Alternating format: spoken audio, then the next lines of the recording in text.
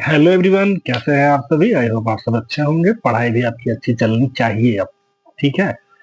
इस समय हमारे पास बहुत कम है, हाँ, लेकिन जो भी समय है उसको हम फुल यूटिलाइज करके एग्जाम में बेस्ट स्कोर ला सकते हैं अभी भी। ठीक है।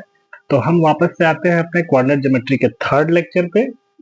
हमने पहले 2 लेक्चर कंप्लीट कर लिए। हमारा अपना इस लेक्चर सीरीज में ट्रिग्नोमेट्री पूरी कंप्लीट हो गई है और आज हम कोऑर्डिनेट ज्योमेट्री को भी कंप्लीट कर देंगे। ठीक है। तो फटाफट से, अगर आपने पुराना वीडियो नहीं देखा तो उसको देखें और आज का ये क्वेश्चन हम लेते हैं। ठीक है। बिंदु ए जो कि -2, 2 है और बी जो है 2, 8 है। ठीक है। 2 पॉइंट है को जोड़ने वाले रेखाखंड ए बी को 4 बराबर भागों में बांटता है। ठीक है। कब कब पूछा गया है? 19 में पूछा गया है और 2023 में पूछा हुआ है। ठीक। क्या कह रहा है? इंग्लिश मीडियम वाले बच्चे देखें इसको। कह रहा है कि find the coordinates of all points which divides the line segment joining points A जो है -2, and B2, 8 in 4 equal parts. ठीक है। चलो, सबसे पहले मैं इसको मान लेता हूं ए। इस पॉइंट को ए का कोऑर्डिनेट कितना दे रखा है बेटा? -2, 2। चलो, -2, 2 लिख लिया मैंने। यहां से एक दूसरा पॉइंट हम निकाल देते हैं बी। बी कहां पर है? 2, 8। 2, 8। अब सोचो कि इस लाइन को 4 इक्वल पार्ट में डिवाइड करना है। ठीक। तो पहले मैं 2 इक्वल पार्ट में डिवाइड करता हूं तो ठीक बीच में एक पॉइंट आएगा जिसको मैं कहूंगा एम। ठीक है। इसका भी कुछ कोऑर्डिनेट होगा। लेट सपोज x, y होगा। अभी मानते हैं पॉइंट्स। ठीक। फिर अभी ये क्या हुई? पूरी लाइन में भी अभी 2 इक्वल पार्ट्स में हुई, लेकिन हमको 4 करना है। तो पर अब ये जो हाफ बना है इसको भी हाफ कर लो आप। इसको नाम देता हूं मैं P और इसका कोऑर्डिनेट रख देता हूं A, B। ठीक है। उसी तरीके से MB के ठीक मिड पॉइंट में मैं एक पॉइंट ले लेता हूं Q और इसका मैं रख देता हूं C, D। एक मिनट रुक जाइए, देख लूं छोटा तो नहीं हो रहा है। नहीं, ठीक है। चलिए, थोड़ा सा बड़ा कर देना चाहिए। C, D। तो हमने वो पॉइंट्स क्या क्या मान लिए। अब आप देखो, ये जो है ये पूरा ए बी क्या 4 इक्वल पार्ट्स में डिवाइड हो गया? देखो, ये और ये 4 इक्वल पार्ट हो गए। ठीक है। अब यही कोऑर्डिनेट्स मुझे फाइंड करने हैं। तो अगेन वही, अब सोचो ये कि ये मैं करूंगा कैसे। तो तुम सोचो, पहले P और Q को भूलो। पहले मैंने किसको निकाला था? M को। क्या M A और B का मिड पॉइंट होगा? सोचो सोचो सो फिर से सोचो। पहले मैंने M निकाला था। क्या है वो M? A और B का मिड पॉइंट। तो क्या हम M का कोऑर्डिनेट फाइंड कर सकते हैं? क्या हम M का निर्देशांक निकाल सकते हैं? बिल्कुल निकाल सकते हैं। ठीक। तो पहले हमारा सोल्यूशन पार्ट में सबसे पहले हम क्या मान लेंगे कि जो पॉइंट्स हैं, लेट माना A जो है, सॉरी A नहीं, M जो है वो क्या हमने मान लिया है? x, y। P जो है हमने क्या माना है? A, B मान लिया है और जो Q हमने माना है वो C, D मान लिया है। ठीक है। चलिए, अब हमें क्या करना है? सबसे पहले हम M का निकालेंगे वैल्यू कि M का कोऑर्डिनेट कितना होगा। तो फॉर M के लिए क्या होगा बेटा? M के लिए क्या बताया मैंने अभी आपको कि ये जो है ये M, ये ए बी का मिड पॉइंट है। तो x बराबर क्या होना चाहिए? सोचो, क्या इसको मैं x1 बोल सकता हूं और इसको y1 और इसको x2, y2? बड़े ही इत्मीनान से समझो, बहुत प्यारा सवाल है। ठीक है। और ऐसे सवाल पूछे भी जाते हैं, इसीलिए मैंने इसमें कवर किया है इसको। ठीक है। तो x की वैल्यू कैसे निकलेगी? x कितना है? -2 प्लस, पहला क्वेश्चन है तो फॉर्मूला लिख लेते हैं। मिड पॉइंट का कोऑर्डिनेट कैसे निकलता है? x1 plus x2/2। यहां से x1 कितना है बेटा? सोचो, ये x1 कितना है? -2 और ये +2। तो -2 + 2 डिवाइडेड बाई 2 तो 0। x की वैल्यू कितनी आ गई? 0। अब y निकाल लो। y कैसे निकलता है? y1 + y2/2। ठीक है। चलो, तो y1 + y2 मतलब 2 + 8, 2 + 8/2 और यहां से y हमारा आएगा 10/2 दैट इज 5। इसका मतलब हमने m फाइंड कर लिया है। कितना? अभी हम लास्ट में लिखेंगे फिर से, ये हमारा लास्ट में लिखेंगे हम क्या, तो x हमारा आ चुका 0 और y हमारा आ चुका 5। ठीक है, चलो अब हमें किसको निकालना है, चाहे तुम p निकाल लो, मैं यहाँ पर लिख देता हूँ हल्का हल्का, ये है 0 और ये है 5। अब आप किसको निकालना चाहते हो, जिसको भी आप निकालना चाहो, पहले चाहे p निकाल लो, चाहे पहले q निकाल लो। कैसे करेंगे, सेम वही काम,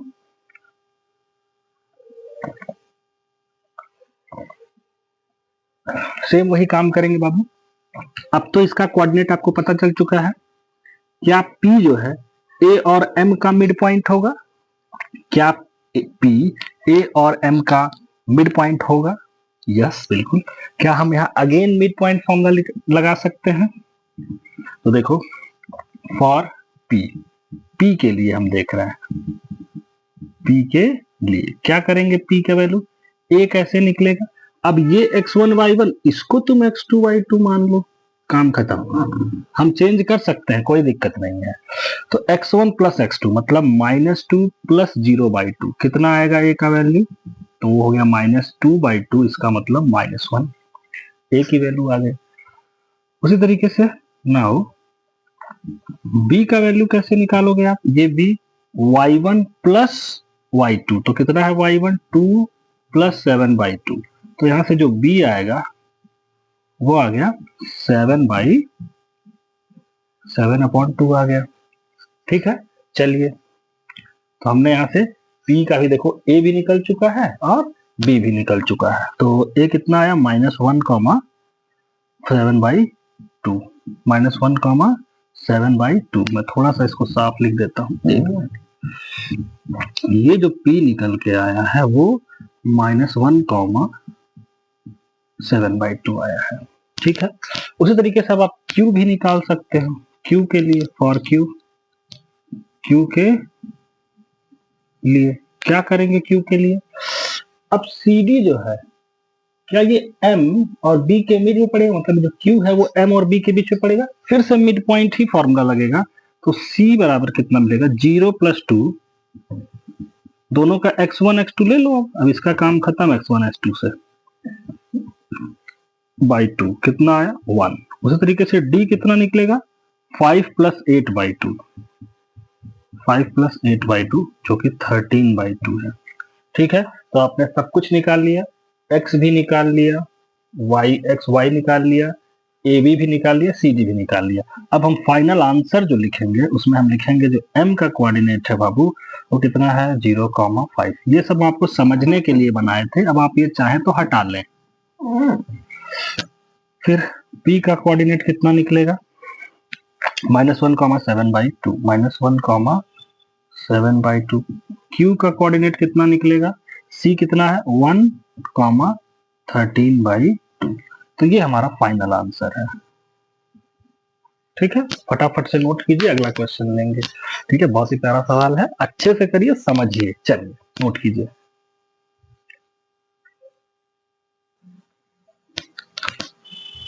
तो नेक्स्ट टॉपिक की तरफ आगे बढ़ते बेटा, कह रहा है कि अगर ट्रायंगल में अगर ट्रायंगल का जो वर्टेक्स है, जो ये शीर्ष दिए हुए हैं ए बी सी, इनका निर्देशांक आपको दे दे, तो आपसे दो चीज वो पूछ सकते हैं, क्या, कि त्रिभुज का केंद्रक बता दो, सेंट्रॉयड ऑफ ट्रायंगल बता दो, और दूसरा एरिया ऑफ ट्रायंगल, इस त्रिभुज का एरिया क्या होगा, ये भी आपसे पूछ सकते हैं। वो तो कैसे निकालेंगे समझो। सेंट्रॉयड क्या होता है सबसे पहले ये समझो। देखो ऐसे मान लो कि ये सब साइड है, इनका मिड पॉइंट निकालो, सबका मध्य बिंदु, और एक एक वर्टेक्स से ऐसे एक लाइन बनाते चले जाओ। फिर ये तीनों ही लाइन, ये और ये एक पॉइंट पे कट करेंगे, जिसको हम कहते हैं सेंट्रॉयड।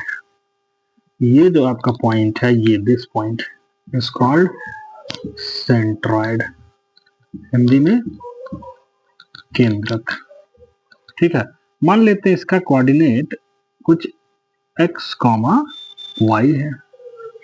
ठीक है, जो g है, ये g नाम देते हैं इस पॉइंट को, ये इसका कोऑर्डिनेट x, y है।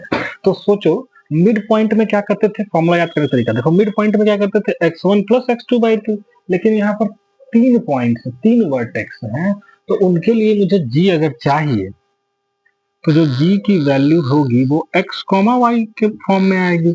x कैसे निकलेगा, तीनों का x1 ऐड कर लो, x1 plus x2 plus x3, कितने लोग हैं y3। ठीक है, उसी तरीके से इस y की वैल्यू कैसे निकलेगी, ये x आपका निकल गया, और ये जो है ये y कैसे निकलेगा, y1 plus y2 plus y3 by 3। तो मजेदार तरीके से समझ में आने वाला है, कुछ भी नहीं भूलेगा, ना ही कुछ आपका छूटेगा।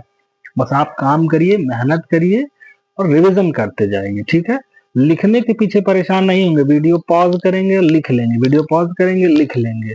ठीक है, हाँ ये तो आपके हाथ में है, रिकॉर्डेड लेक्चर है, मस्त एकदम देखिए, बनाइए नोट्स। ठीक है, मैथमेटिक्स का पीडीएफ लेना ठीक नहीं होता है बेटा, इसलिए कि पीडीएफ लेने से आप फिर लिख नहीं पाते हो, और मैथमेटिक्स में जब तक आप लिखोगे नहीं तब तक जो है वो आपको समझ अच्छे से नहीं आएगी, क्लियरिटी आपको भी नहीं आएगी। इसलिए कोशिश करना चाहिए, लिख लिख कर मैथमेटिक्स की प्रैक्टिस करेंगे। ठीक है, चलिए अब ये तो हो गया। मान लो यहाँ से x की कुछ वैल्यू निकले, कुछ आएगी, कुछ y की भी वैल्यू कुछ आएगी, यहाँ उन दोनों को यहाँ भरो, आप g का कोऑर्डिनेट आपको मिल गया। ठीक है, अच्छा एरिया की बात आती है, तो एरिया कैसे निकलता है, क्षेत्रफल कैसे निकलता है, क्षेत्रफल एरिया कैसे निकलता है मेरे दोस्त। तो उसके लिए सबसे पहले हाफ लगा लो, ठीक, और बड़ा सा ब्रैकेट, फिर लिखो x1 plus x2 plus x3, लिख लिए। अब ब्रैकेट क्लोज, ये वाला ब्रैकेट क्लोज। ठीक, x1 के बाद y2 माइनस y3, x1 हो चुका है तो अब यहाँ अंदर y2 माइनस y3 आएगा। यहाँ 2 हो चुका है, 2 के बाद 3, देखो साइकिल चलेगी, 1 के बाद 2, 2 के बाद 3, 3 के बाद वापस 1, तो 1 के बाद अंदर ब्रैकेट में y वाला ही आना है और बाहर x रहेगा। तो x मैंने बाहर सबकी जगह लिख लिया, उसका से अंदर y2 माइनस y3, उसी तरीके से y2 हो गया तो y3 माइनस y1, क्योंकि 2 के बाद से वापस 3 आना, इसलिए y2 माइनस y1। एकदम बढ़िया तरीके से कह रहे हैं ताकि फॉर्मूला भी याद रहे। ठीक है, हो सकता है बहुत से बच्चों को याद भी हो, जिनको नहीं याद है उनके लिए। फिर 3 पर आप पहुंच चुके हो, 3 के बाद 1, तो y1 आना चाहिए और माइनस का y2 आना चाहिए। तो ये हमारे पास एरिया निकालने का फॉर्मूला हो गया, और ये सेंट्रॉइड का कोऑर्डिनेट निकालने का फॉर्मूला हो गया। तो फटाफट से नोट कीजिए, फिर हम इस पर क्वेश्चन करेंगे। ठीक है, और मैं आपको इसी में सोच रहा हूँ डिस्कस कर दूं। कभी कभी आपसे कहते हैं कि सिद्ध कीजिए, आपको 3 कोऑर्डिनेट दे देंगे और आपसे ये नहीं कहेंगे कि ये ट्रायंगल के कोऑर्डिनेट्स हैं। ठीक है, आपसे वो कहेंगे कि 3 कोऑर्डिनेट्स हैं, प्रूव कीजिए कि ये तीनों कोलिनियर हैं। ठीक है, 3 पॉइंट दे देंगे, कहेंगे तीनों को सिद्ध कीजिए कि एक कोलिनियर है। तो समझो कैसे करते हैं। जैसे मान लो मैं आपको 3 पॉइंट दे रहा हूं, 1 2 3, अभी आप लिख लेना, 2 मिनट पहले समझ लो। कोलिनियर संरेखी का मतलब क्या होता है कि 3 पॉइंट इस तरीके से लिया जाए कि वो एक ही लाइन पर आ जाए। तो क्या ये तीनों पॉइंट देखो एक ही लाइन पर है, अगर पी क्यू में आर ले लेता हूं, x1 y1, x2 y2, x3 y3, तीनों एक ही लाइन पर है। ठीक है, मान लो अगर यही आर यहां ना होता, कहीं यहां पर आ जाता। अब ग्राफ पेपर में पॉइंट लोकेट करने पे हमें पता चलता है कौन सा कहां जाएगा। ठीक है, तो बिना ग्राफ प्लॉट किए, ग्राफ पेपर पे प्लॉट किए हम कैसे चेक करेंगे, वही मैं आपको सिखा रहा हूं। देखो मान लो अब आर यहाँ चला आया, हमको कैसे पता आर इधर होगा, वो तो ग्राफ पे पता चलेगा। तो आपको अब ये देखो मिलाओगे सबको तो ये एक सीधी लाइन नहीं ना बनी, इसलिए पी क्यू आर अब संरेखी नहीं हुआ। ठीक है, तो सुनो, जब भी 3 पॉइंट्स, ध्यान से सुनना मेरी बात, ध्यान से सुनना मेरी बात, मैंने क्या कहा, जब भी कोई 3 पॉइंट्स आपको दिए जाएं और आपको कोलिनियर प्रूव करना हो, संरेखी प्रूव करना हो, तो आप ट्रायंगल का फॉर्मूला लगाइएगा। ठीक है, अब लगा के करना क्या है जी, तो सुनो, मान लो अगर 3 पॉइंट एक लाइन पर आ गए, तो क्या इनके कारण कोई ट्रायंगल फॉर्म हो रहा है क्या, नहीं, नहीं ना हो रहा है। देखो एक सीधी लाइन हो गई, लेकिन यही अगर यहां पर एक पॉइंट हो जाए और इन सबको अगर हम कनेक्ट कर दें एक दूसरे से तो एक ट्रायंगल फॉर्म हो जाएगा। इसका मतलब इसका मतलब इसका मतलब कि मैं यहां हिंदी में लिख रहा हूं नोट करके, बहुत ही इंपॉर्टेंट लाइन है, मैं इसको 5 स्टार बोल रहा हूं। ठीक है, क्या मैंने कहा कि ट्रायंगल के एरिया का ट्रायंगल के एरिया का फॉर्मूला लगाने पर, बहुत से बच्चे रटते हैं, आपको समझ में भी आज आ गया होगा आई होप। ठीक है, ट्रायंगल के एरिया का फॉर्मूला लगाने पर जीरो मिले तो बिंदु संरेखी होंगे। मतलब कुछ भी एरिया नहीं मिलेगा, संरेखी मतलब कोलिनियर मिलेंगे, कोलिनियर होंगे। ठीक है, और अगर कोलिनियर नहीं होगा तो एक ट्रायंगल फॉर्म होगा और ट्रायंगल का एरिया भी होगा।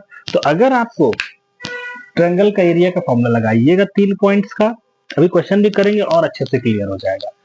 अगर आपको फॉर्मूला लगाने पर वैल्यू 0 नहीं मिले, इसका मतलब वहां ट्रायंगल फॉर्म हो रहा होगा, और अगर ट्रायंगल फॉर्म होगा तो पॉइंट्स कोलिनियर नहीं होंगे, और अगर एरिया 0 मिलता है तो पॉइंट कोलिनियर होगा, बिकॉज ट्रायंगल ही फॉर्म नहीं हुआ होगा। ठीक है बेटा, समझ में आ गया होगा बढ़िया से।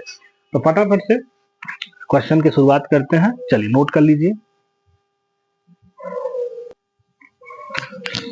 चलिए अगला क्वेश्चन लेते हैं। ठीक है, देखिए कह रहा है कि बिंदु 3, 2, -2, -3 और 2, 3 से एक त्रिभुज बनाते हैं।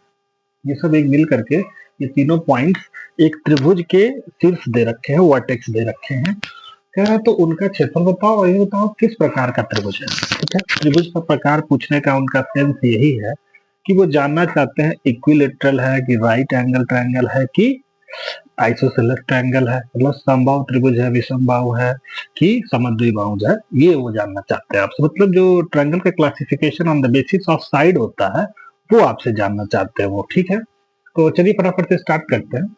मैंने एक ऐसा क्वेश्चन लिया कि सारी वेराइटीज में आ ही जाए। ठीक है, तो पहला काम हमसे ये कह रहा है कि त्रिभुज का अगर ये वर्टेक्स है, मतलब अगर मैं इसको मान लू 3, 2, इसको मैं मान लेता हूँ -2, -3, इसको मान लेता हूँ 2, 3। ठीक है, ये आप किसी को भी कुछ भी मान सकते हो। ठीक, चलिए अब हाँ, सीक्वेंस में ध्यान देंगे। सीक्वेंस में ऐसे जैसे सीक्वेंस लिया है कि ABC, इसका ध्यान रखना है आपको। चलिए, तो सॉल्यूशन में अगर मेरे से पहले एरिया पूछा गया है तो एरिया का फॉर्मूला क्या होता है बेटा, क्षेत्रफल का फॉर्मूला क्या होता है, फट से मैं लिख रहा हूं, हाफ इंटू, क्या मैंने कहा था, x1 लिखना है ब्रैकेट, x1 के बाद क्या आता है y2 minus y3 plus x2 आएगा y3 माइनस y1 और plus x3 y2 x3 y1 minus y2 bracket बंद। फटाफट से वैल्यू पुट कीजिए और आंसर निकालिए। तो ये तो हो गया हाफ, x1 की वैल्यू 3, ठीक है, y2 की वैल्यू -3 माइनस y3 की वैल्यू 3 प्लस x2 की वैल्यू कितनी है -2, तो ये हो गया -2, x3 कितना है 3, y1 कितना है 2 प्लस x3 कितना है 2, y1 कितना है 2 माइनस y2 कितना है -3। देखो ये फॉर्मूले का ना माइनस है, लेकिन y2 की वैल्यू कितनी है -3, तो मैंने ऐसा रखा हाफ। ये तो देखो कितना हो गया 3, -3 -6 कितना हो जाएगा -6 हो जाएगा। ये -3 -3 -6, -2 और 1, तो ये -2 रह गया और प्लस ये कितना हो गया 2 और प्लस 3, 5 2 जा 10। ठीक है, चलिए जी सॉल्व कर लेते हैं। हाफ -18 हो जाएगा, ये -2 हो जाएगा प्लस 10। कुछ तो गड़बड़ हो रहा है क्योंकि एरिया नेगेटिव नहीं होना चाहिए। ठीक है, तो रुक जाएंगे 2 मिनट।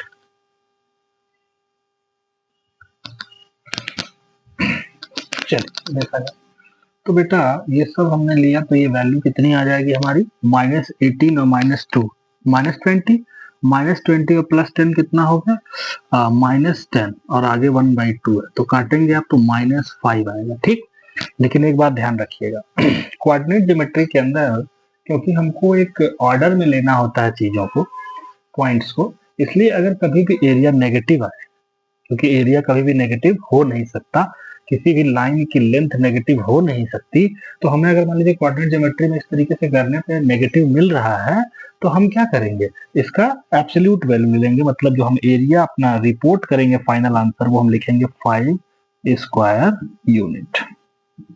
ये जरूर लिखना है आपको 5 स्क्वायर यूनिट, समझ गए? तो फटाफट से नोट कीजिए। फिर उसके बाद से अभी ये हाफ सोल्यूशन हुआ है कि हमने एरिया से बताया, अभी किस प्रकार का त्रिभुज है वो भी डिस्कस करेंगे, पहले नोट कीजिए इतना।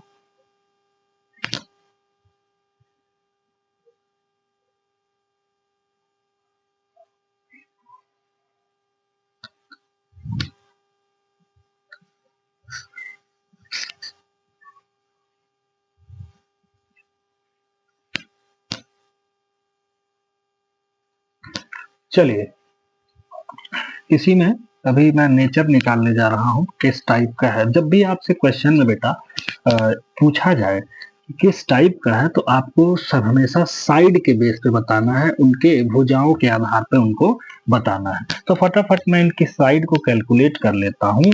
कैसे साइड कैसे निकलेगी, जैसे मान लीजिए मुझे अगर ए बी निकालना हो तो अब क्या हम निकालने जा रहे हैं, त्रिभुज का प्रकार, त्रिभुज किस प्रकार का है, ठीक है, टाइप ऑफ कैसा है, टाइप ऑफ ट्रायंगल, क्या हम नाम देंगे इसको, राइट एंगल नेम देंगे कि आइसोसेलेस की स्केलिन, क्या नाम देंगे वो देखने जा रहे हैं। ठीक है, तो चलिए देखिए क्या है ये कि पहले ए बी निकाल लो।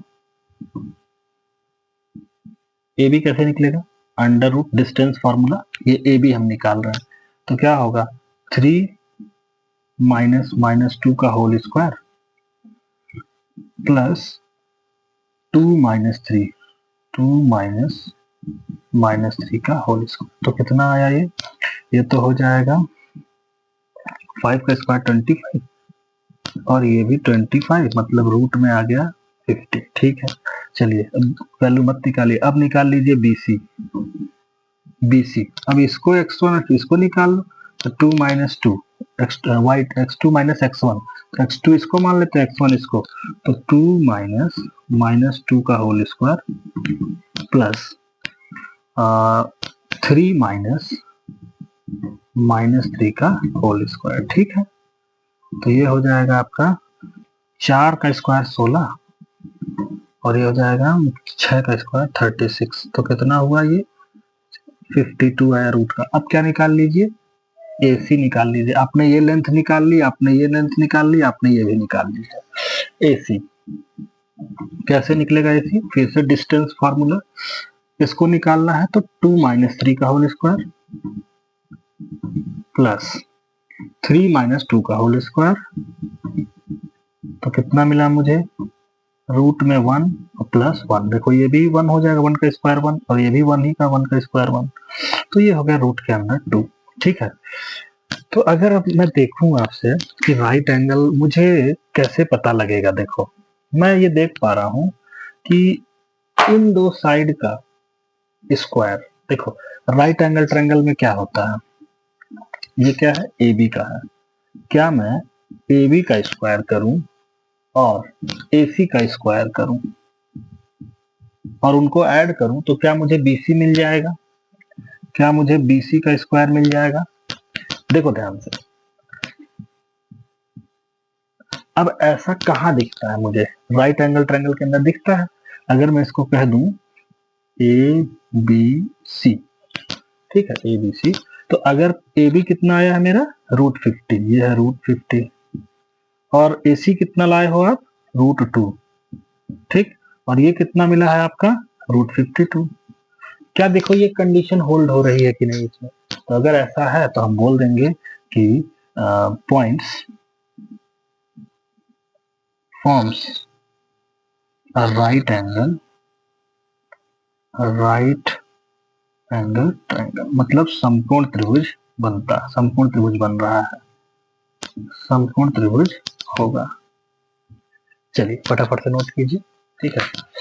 तो त्रिभुज का आपने प्रकार भी बता दिया, ठीक है। इसी में अगर आपसे सेंट्रॉइड पूछे होते तो भी आप कैलकुलेट कर सकते थे, x1 plus x2 plus x3/3 और y1 plus y2 plus y3/3, ठीक है बेटा। तो कुछ भी हम कर सकते हैं, जो भी पूछेंगे। तो फटाक से नोट कीजिए, नेक्स्ट क्वेश्चन लिया जाए।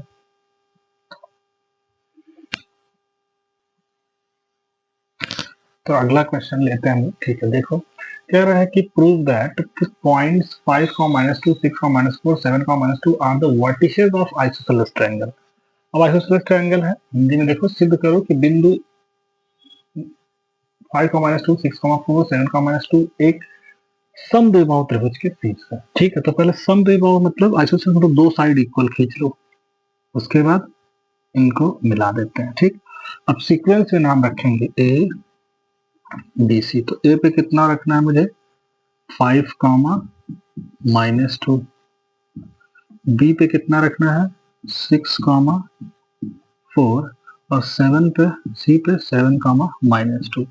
अब हमें पता नहीं कौन कहाँ आएगा, बट हमें ये चीज हमको पता है कि अगर दो साइड की लेंथ इक्वल आ गई किसी भी दो साइड की, तो हम ये कह सकते हैं कि जो ट्रायंगल होगा एक आइसोसेलेस ट्रायंगल होगा, तो समद्विबाहु होगा। तो फटाफट से निकालते हैं ए बी। तो सोल्यूशन पार्ट में क्या होगा, पहले ए बी कैलकुलेट करो आप,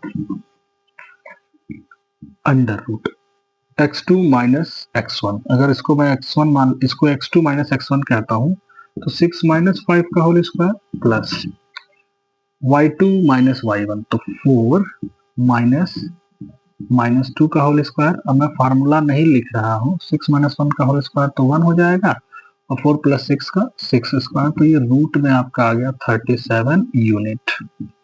चलिए ठीक है। फिर ए बी निकाल लिया हमने, अब हम बी सी निकालने जा रहे हैं। बी सी कितना आएगा, देखो इसको y2 x2, इसको x2 y2, इसको x1 y1, तो 7 - 6, 7 -6 का होल स्क्वायर प्लस -2 -4 का होल स्क्वायर, तो ये तो हो गया 1 का स्क्वायर, और प्लस ये कितना हो जाएगा, -6 का स्क्वायर है तो +6, ये अगेन रूट 37 यूनिट। तो हम यहाँ से कह सकते हैं कि A B equal to B C. हम क्या कह सकते हैं बेटा कि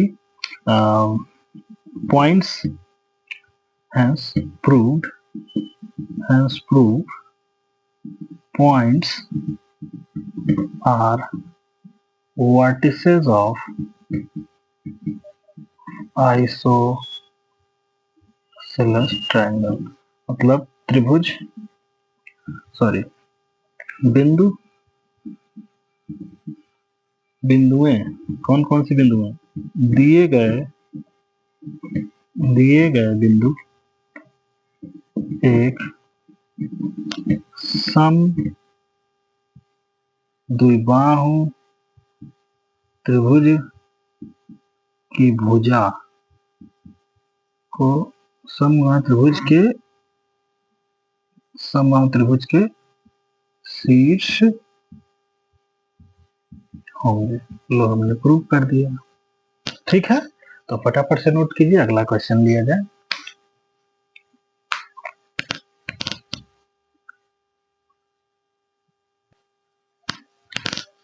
चलिए अगला क्वेश्चन देखो, इस टाइप के क्वेश्चन भी आपसे पूछे जाते हैं। क्या कह रहे हैं कि देखो, if the area of triangle formed by a जो कि x, y है, b 1, 2 है, एंड c जो है वो 2, 1 है, इज 6 यूनिट। यहाँ पर एरिया आपको दे दिए हैं। कह रहे हैं कि प्रूव दैट कि x + y जो है वो 16 हो। मतलब कह रहे हैं कि कुछ होगा ट्रायंगल का वर्टेक्स। मैं यहाँ बना लेता हूँ ट्रायंगल फटाफट से। ये x, y हो गया a, और जो b कितना है 1, 2 है, और c कितना है 2, 1 है। जल्दी जल्दी करेंगे, ठीक है। तो ये तीनों वर्टेक्स हमको दिया गया है, और इसका जो एरिया निकल के आ रहा है वो कितना है 6। तो एरिया का फॉर्मूला मुझे लगाना चाहिए पहले तो एरिया बराबर क्या होता है, 1/2 bracket x1 y2 - y3 plus x2 y3 - y1 plus x3 y1 - y2, ठीक है। फटाफट से वैल्यू पुट कीजिए। एरिया 6 दिया है, लिख दो 1/2। x1 की वैल्यू कितनी लेनी है, यही तो होगा x1। इसको अगर मैं लिख दूं यहाँ पर, अगर इसको मैं कंसीडर कर दूं कि ये x1 y1 है, ये x2 y2 है और ये x3 y3 है, ठीक। तो x1 कितना हो गया x, y2 कितना हो गया 2 हो गया, माइनस y3 कितना हो गया 1, प्लस x2 कितना लेना है 1, y3 कितना लेना है 1, y1 कितना लेना है y, प्लस x3 कितना लेना है 2, y1 कितना लेना है y, माइनस y2 कितना लेना है 2, ब्रैकेट बंद है, ठीक है। अब ये पूरा सबके, तो ये 6 को मल्टीप्लाई कर दो तो ये हो जाएगा 12, इसको यहाँ मल्टीप्लाई कर दो तो 12, ये कितना हो जाएगा 2 माइनस 1x मतलब x, प्लस ये कितना हो गया 1 माइनस y, प्लस और ये हो जाएगा 2y माइनस 4, 2y माइनस 4, ठीक है। अब ये देखो सारे डिजिट को ना इधर ट्रांसफर कर लो, तो ये हो जाएगा 12, प्लस 1 इधर आएगा तो माइनस 1, माइनस 4 इधर आएगा तो प्लस 4, इक्वल टू x, और ये तो x ऐसे ही रहेगा, प्लस का ये y हो जाएगा। तो मेरे ख्याल से ये 15 होना चाहिए, ये 16 क्यों आ रहा है, 12 1 11 15 होना चाहिए, कुछ गड़बड़ हो रहा है क्या?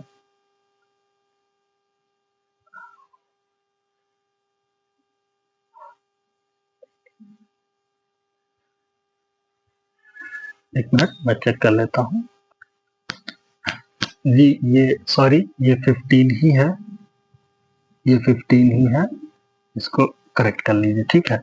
तो मुझे कितना लाना है 15, तो देखो ये 15 आ गया, इधर आ गया x प्लस वाई, तो जो हम चाहते थे वो हमारा ट्रू हो, ठीक है। तो ये थोड़ी सी गलती हो रही थी, इसके लिए सॉरी, थोड़ा सा तो फिर समय की कमी है, जल्दी जल्दी में थोड़ा सा ये क्वेश्चन मिस्टेक हो गया, बाकी सोल्यूशन पार्ट बिल्कुल करेक्ट है, ठीक है। तो फटाक से नोट कीजिए, आई होप आपको अच्छे से समझ में आ रहा होगा, ठीक है। चलिए नोट कीजिए, अगला क्वेश्चन लिया जाए।